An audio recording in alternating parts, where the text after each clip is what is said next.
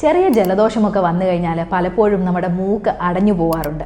എന്നാൽ ഇത് ഒരാഴ്ച അല്ലെങ്കിൽ മാക്സിമം ഒരു 10 ദിവസത്തിനുള്ളിൽ മാറിക്കിട്ടും. ഒരു 10 ദിവസം കഴിഞ്ഞിട്ടും മാറിക്കിട്ടാത്ത മൂക്കടപ്പാണെങ്കിൽ എന്തൊക്കെയായിരിക്കാം ഇതിൻ്റെ കാരണങ്ങൾ? ചെറുതായിട്ട് തുടങ്ങിയ ഒരു മൂക്കിലെ ജലദോഷം ഒരു സൈനസൈറ്റിസ് ആയിട്ട് മാറിയിട്ടുണ്ടാവാം.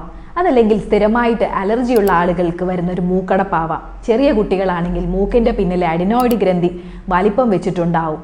ഗർഭിണികളായിട്ടുള്ള സ്ത്രീകളാണെങ്കിൽ അവരുടെ ഹോർമോൺ ചേഞ്ചസും രക്തയോട്ടം കൂടുന്നത് മൂലമുള്ള പ്രഗ്നൻസി റൈനൈറ്റിസ് ആവാം.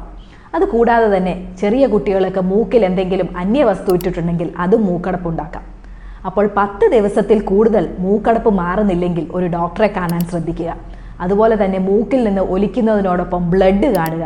ഒരു വശത്ത് മാത്രം മൂക്കടയുക. രാത്രി കിടന്നുറക്കം വരാതെ വാ തുറന്നുറങ്ങേണ്ടി വരിക.